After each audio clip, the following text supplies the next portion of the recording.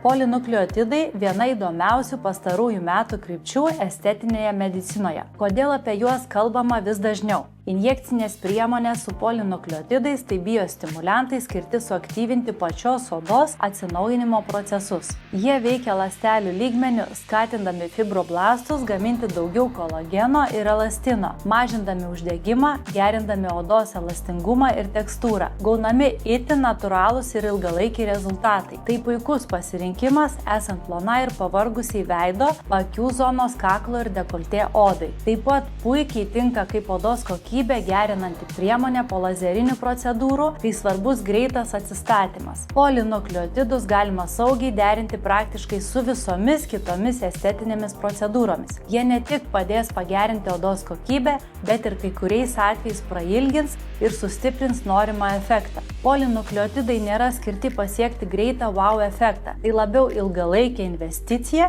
į odos kokybę. Jeigu ieškai individualios strategijos savo odos kokybės pagerinimui, kviečiu registruotis konsultacijai. Geri ir natūraliai atrodantis rezultatai visada prasideda nuo jums tinkančio plano.